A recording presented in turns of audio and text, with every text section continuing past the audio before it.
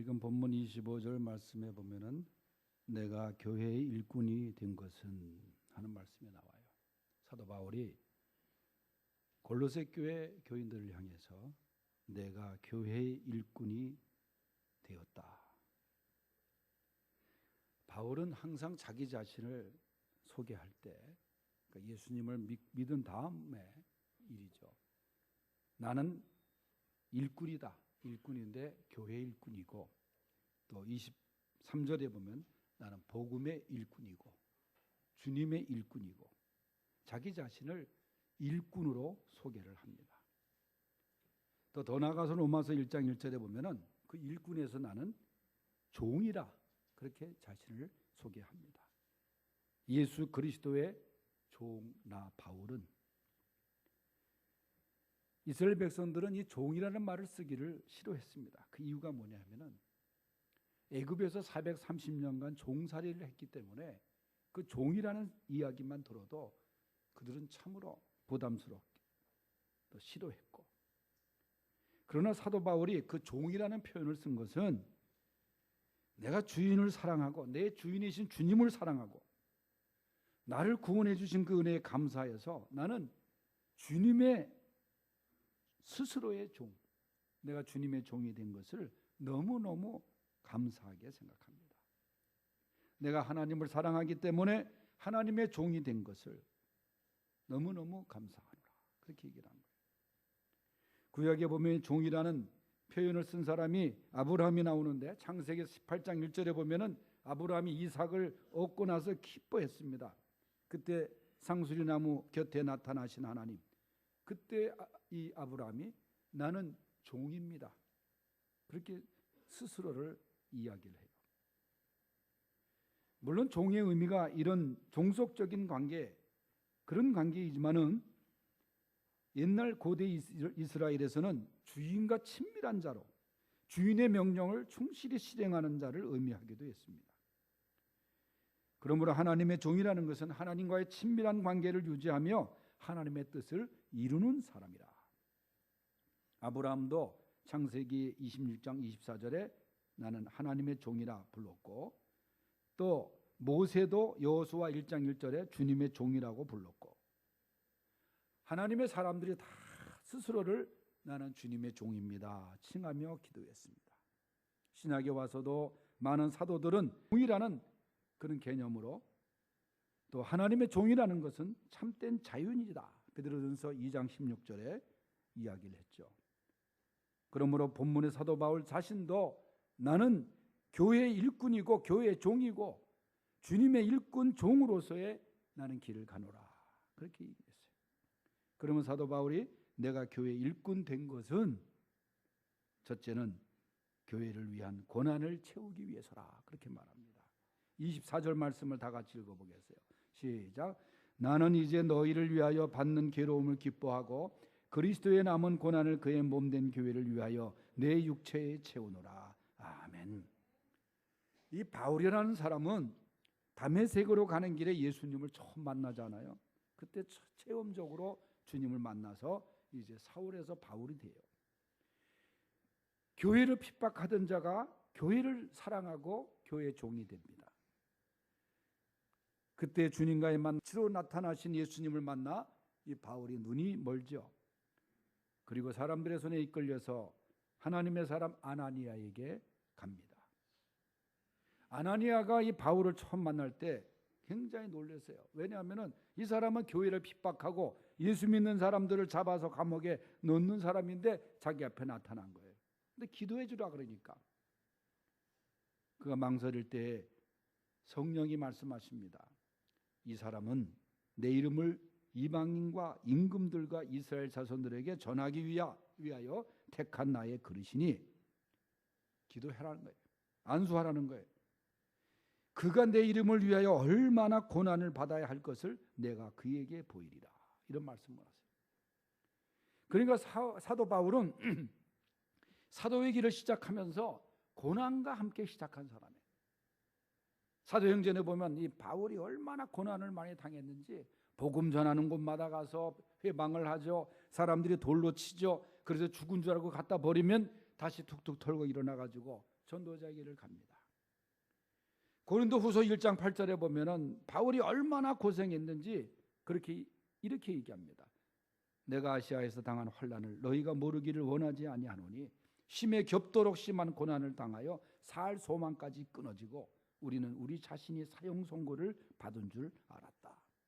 이 말의 배경이 바울이 복음을 전하다가 이 사람들에게 핍박을 받고 심지어는 살 소망까지 끊어질 정도의 이 고문을 당하는데 커다란 아주 무거운 쇳덩이를 가슴 위에다 올려놓고 짓누르는 고문을 당했다는 거예요. 살 소망까지 끊어졌다는 거예요. 사형 선고를 받은 줄 알았다는 거예요. 물론 그 이후에 바울이 사형 선고를 받고 로마의 감옥에 있다 순교를 당합니다마는 바울이 이토록 고난과 함께 복음을 전하기 위해서 길을 걸었지만은 그 고난이 그를 억누르지 못했고 그를 이기지 못했습니다. 그것은 하나님을 향한 믿음, 하나님이 함께 하시고 오늘도 말씀에 나는 교회를 위한 고난도 채우겠다 그랬어요. 내가 교회를 위해서 고난을 받고 힘든 일을 하고 한다 할지라도 나는 주님의 몸된 교회를 위해서 그 고난을 감수하겠다 그런 얘기예요. 사실 고난이라는 단어는 누구에게나 부담스러운 단어입니다. 할 수만 있으면 고난을 피하고 싶고 편하게 살려고 하고 얼마나 편리한 시대를 우리가 살아가고 있어요. 옛날에 흑백 텔레비전 나올 때 기밀 리스닝하고 막 그럴 때 얼마나 그 어린 시절에 그거 그 부잣집에 가서 마당에 막 앉아서 보고 그랬는데 그때 텔레비전 얼마 전까지만 하더라도 채널도 몇 개 안 됐지만 가서 손으로 드르륵거려야 이 채널을 바뀌어. 요새는 리모컨으로 그냥 누르면 다 방송이 바뀌어져. 또 요새는 말로 해도 방송이 바뀐대요. 선전해 보니까. 그게 얼마나 편리해졌어 지금. 식사하는 것도 말이죠. 편의점에 가서 식사한 사람들이 많지 않아요? 이 편리한 문화시설들이 많이 발명이 되고 그런데 문제는 믿음 생활에 편리함은 없습니다. 믿음 생활을 편하게 하려고 하는 사람이 있어요. 그래서 교회 안 가고 방송으로 한 3개 정도 되는 것 같은데 그 방송으로 예배 드리는 사람 있어요. 여러분 세상이 변해도 이 믿음 생활은 변하면 안 돼요. 우리가 언제부터 정말 자가용 타고 교회로 왔어요. 다 걸어서 교회 와서 준비 찬송하고 말. 옛날에는 이 작년 예배라 그래가지고 11시 예배 전에 공과 공부까지 했어요. 작년 성역 공부도. 근데 지금 그 다 저녁 예배도 대부분 저녁 예배 했었는데 언제부턴가 2시 예배로 다 그때 오후 예배로 다 드리겠다. 이게 하나님의 기준이 아니에요 사실. 자기 편리함이지 사실. 왜냐하면 저 서울 시내에 있는 교회가 역사가 오래된 교회들이 말이죠. 거기서 살다가 장안에 있던 사람들이 다 강남으로 막 이렇게 교회 밖으로 이제 이사를 가면서 그분들이 부모님 때부터 나오던 교회이기 때문에 예배 드리러 가면은 저녁 예배까지 들려면 시간이 갔다 오기 머니까 그래서 점심 먹고 또 오후 예배 그래서 시작한 게 오후 예배예요. 그래서 많은 교회들이 우리 교회도 그렇지만은 이 오후 예배로 다 돌리지 않았습니까? 사실 따져보면 그 편리함 때문에 드린 거 아니겠어요? 오후 예배를. 믿음 생활이 장미꽃 밭으로만 가는 길이 아닙니다. 때로는 고통의 길도 있고 십자가의 길도 있고 말이죠. 이 교회가 원래 주님의 고난의 대가로 탄생된 곳이 교회입니다. 그래서 우리가 흔히 교회를 주님의 피로 값주고 사신 거룩한 성전이라고 해요. 사도 바울은 교회를 위한 고난이라면 내가 감수하면서 가겠다. 너희를 위한 골로새 교회가 믿음이 약하고 그렇게 한창 자라나는 그 교인들을 위해서 내가 힘이 들어도 너희를 위한다면 내가 감수하겠다. 고난 주간을 앞두고 있습니다. 주님의 고난을 묵상하면서 내가 때로 고난에 무너지지 않았는가. 그저 고난을 감수하고 이기게 하시는 주님과 함께 고난을 잘 극복할 수 있는 성도들이 되시기를 바랍니다. 두 번째는 내가 교회 일꾼 된 이유가 뭐냐? 하나님의 말씀을 이루기 위해서다. 25절 시작. 내가 교회 일꾼 된 것은 하나님이 너희를 위하여 내게 주신 직분을 따라 하나님의 말씀을 이루려 함이니라. 아멘. 우리가 부흥혈동에서 말씀 은혜를 많이 받았잖아요. 말씀이 우리 삶에 살아 있을 때 우리는 영적으로 풍요로운 거예요. 예수님이 마태복음 4장 4절에 40일을 금식하신 다음에 예수님 앞에 나타난 사탄이 돌이 떡이 되게 하라. 40일을 밥 안 먹었으면 사실 돌이 떡으로 보일 정도로 얼마나 허기진 일입니까?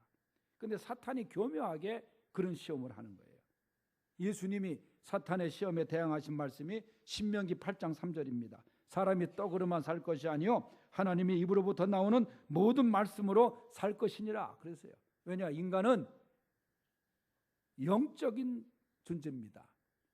육적인 것은 빵으로 떡으로 해결이 돼요. 영적인 기관은 하나님의 말씀 외에는 해결이 안 되는 거예요. 그래서 욥기 23장 12절에 보면 내가 그의 입술의 명령을 어기지 아니하고 일정한 음식보다 그의 입의 말씀을 귀히 여겼도다. 하나님의 말씀에 능력이 있는 것입니다. 하나님의 말씀에 살 길이 있습니다. 아모스에 보면은 양식이 없어서 기갈이 아니라 하나님의 말씀이 없어서 기갈이라는 거예요. 우리는 말씀을 먹고 살아야 되는 거예요. 지난 금요일 날 제가 부장으로 있는 그 부서가 기구 개혁으로 인해서 이 부서 명칭이 군경교정선교부예요. 사람들이 몰라요 무슨 부서인지. 옛날에 군선교부 하면 아 군대, 교정선교부 하면 아 이거 저 교정선교하는 거구나. 그다음에 경찰선교하면 근데 이걸 세 부서로 통합하다 보니까 한 번에 알아듣는 사람이 하나도 없어. 군경교정선교부라 그러면 그게 뭐 하는 거? 그래서 군대, 경찰, 교정, 이제 소방까지 들어가 있어요. 거기 소방. 근데 소방은 이제 한 그 부서에 이제 그 계라고 할 수도 있는데, 그래서 이제 우리의 그 사업 중에 하나가 소방관들, 소방관들을 위로하는 일이 있어서 제천은 소방관들이 너무 많은 징계를 받아가지고 분위기가 좀 그렇다는 거, 무겁다는 거예요. 그런데 밀양은 이번에 그 화재 사건에 아주 뭐 잘 대처를 했는지 밀양 소방서를 좀 가기로 해서 제가 이제 그 밀양 소방서를 갔어요. 그래서 지금 소방관들이 나와서 저 병원 엄청 많은 노인들이 어른들이 이 불길에 꼼짝 못하니까 그냥 침대에 누워서 당한 사람들이 많다 그래요. 소방관 얘기가 갑자기 이게 불이 솟아오르는 바람에 또 이 스티로폴이 완전히 이게 화염 촉진제가 돼가지고 그 짧은 시간에, 그래서 저 앞에 저 수습을 해줘 아직 정리가 안 돼가지고 저 세종병원 앞에 가서 지금 그 소방관들하고 좀 얘기를 하고, 그다음에 이제 소방서 그 앞에 우리 부원들 그 밀양에 있는 목사님 장로님이 또 나와서 안내를 했습니다만은 겉으로 보기에는 큰 화재가 차는데 얼마나 많은 하여튼 밀양 시내가 덮었다니까 저 화재 때. 그리고 이 소방서장 소방관들 수고 많이 했다고 우리 저 부서에서 마련한 또 금일봉을 전달하면서 소방관들 위해서 기도하고, 정말 소방관들 수고 많이 하더라고요. 목숨 걸고 불 끄잖아. 그다음에 이제 간 김에 그 39사단 이하대대 우리가 또 지원해가지고 그 내무반을 교회로 이렇게 꾸며가지고, 그래가지고 대대장이 집사님인데 거기 교회 꾸민 거 지원했다고 와서 거기도 가보자 그래서 이제 소방서하고 군대 선교를 같이 했더니 그 같이 따라간 기독공부 기자가 1타 2피라 그런 거래. 이걸 한 번에 가서 2번 선교하고 오는 거를. 그래서 하여간 가서 그 밀양에 좀 떨어져 있는 39사단 예하 부대에 가가지고 우리 교회, 이 군인 교회를 우리가 군 선교도 얼마나 중요해요. 그래서 하고 돌아왔습니다만은 제가 이 밀양을 가면서 KTX를 타고 갔습니다. 너무 멀어가지고 하는데 제가 얘기하고 이것도 보고도 하지만 그날 제가 신문을 보는데 기차 안에서 참 너무나 귀한 장로님의 기사가 나오더라고요. 기독교 신문도 아닌 일간지인데 거기에 대기업 임원을 지낸 방선호 장로님이라고 하는 분이 이 조선일보 안에 실렸더라고요. 그 실리게 된 계기가 뭐냐면 그분이 책을 펴냈는데 일터 행전이라는 책을 폈대요. 그 사도행전이라는 제목과 비슷하지. 그러면서 이 사람이 이 직장생활, 바쁜 직장생활을 하면서 어떻게 신앙생활을 잘할 수 있을까? 그러니까 바쁜 이 직장인으로서 그다음에 아침 묵상하고 단성 기도하는 법, 그런 실천 가능한 지침서를 펴낸 게 이 책이에요. 한번 여러분 직장생활 하시는 분들 한번 사서 읽어보세요. 이 사람은 장로로서 회사 회식 때 가면 탬버린 사역을 했다는 거. 자기는 노래하면 탬버린 치고, 그다음에 어디 장례식장 가서 광팔기 사역도 하고, 자기가 치지는 않지만 광 파는 것까지 자기 했다는 거예요. 그다음에 술주정 청취 사역 다 사역자를 붙였어. 그다음에 어떤 때는 동료 집에서 온 전화를 받아서 안심시키는 사역, 뭐 그런 사역을 다 해나갔다는 거예요. 그러니까 일과 신앙의 조화, 이게 참 어려운 문제지만은 그를 이렇게 이끌 수 있었던 것이 뭐냐? 대학 시절부터 그는 큐티를 했대요. 하나님 말씀을 읽고 하루를 시작하면서 성경 말씀을 묵상하고 하나님께 시시콜콜 묻고 대답을 들었다는 거예요. 하나님, 이걸 어떻게 할까요? 그러니까 그 말씀을 읽고 그가 직장 주일날 교회에서 예배드리고 신앙생활하고 또 자기 직분 감당하고 하다가 주일 신앙인이 아닌 월요일 신앙인으로서 다시 출발을 하기 위해서 노력했다는 거예요. 그래서 주님 다녀오겠습니다, 그게 아니라 주님 저랑 함께 출근하시죠. 그러니까 주님과 함께 또 사회로 나가는 거야. 직장으로 나가는 거야. 주님과 동행하는 거야. 그래서 이분이 직장에서의 그 신앙생활, 직장에서는 신앙을 가진 직장인들이 남들보다 더 부지런히 일해야 된다고 강조하고, 그래서 신앙과 현실 사이에 갈등하는 직장인들의 고민을 이해하는 입장에서 이 책을 펴냈다.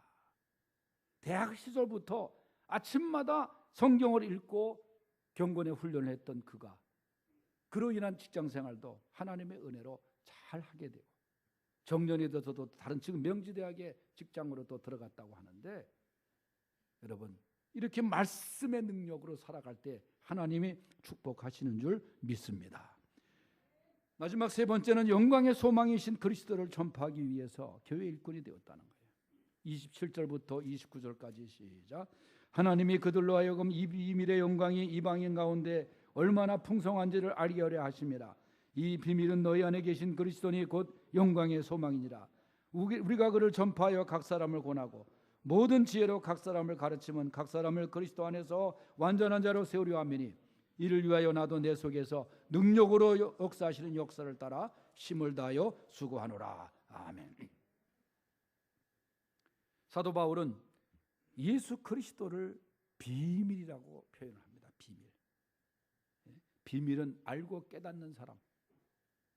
그러니까 예수님을 알면은 얼마나 기쁩니까? 그건 세상 사람들은 모른다는 거예요.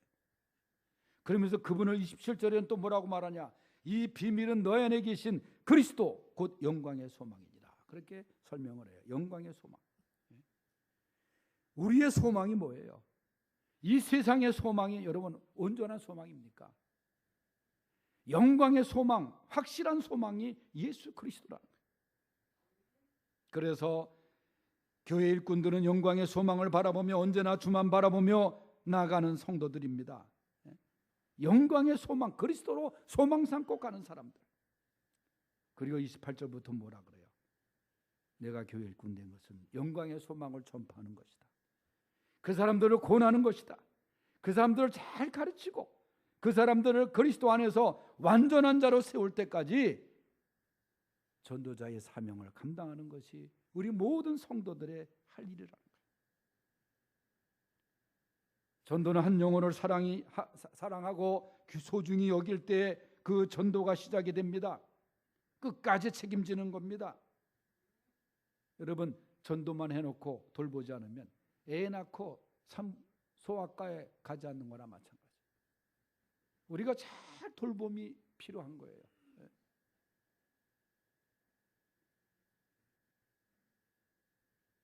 제가 목양실에서 있으면서 하는 일 중에 하나가 이 편지 쓰는 일 중에 하나가 가장 큰 일 중에 또 하나예요.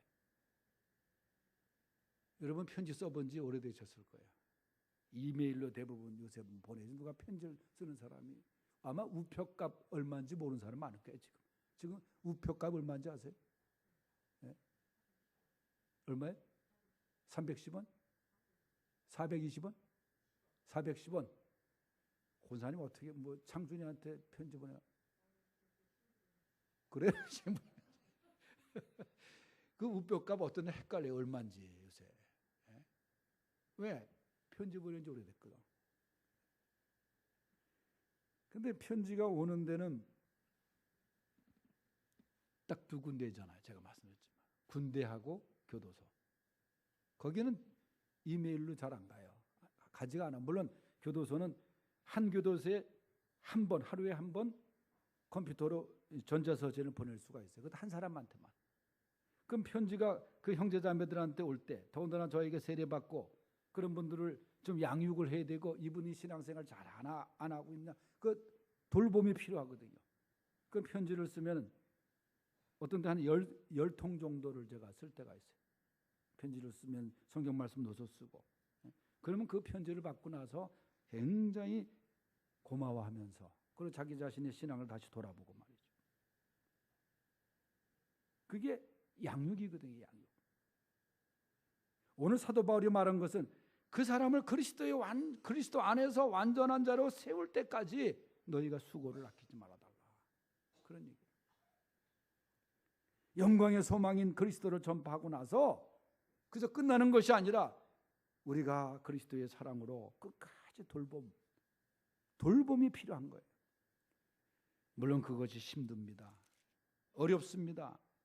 지칠 때도 있어요. 그러나 29절에 뭐라 그럽니까? 이를 위하여 나도 내 속에서 능력으로 역사하시는 이의 역사를 따라 힘을 다하여 수고한다. 성령의 힘으로, 성령을 의지해서 여러분 이 일을 감당할 수 있을 줄로 믿습니다. 우리 모두 주님의 신실한 일꾼으로 출발할 수 있는 이 자리가 될 수 있길 바랍니다.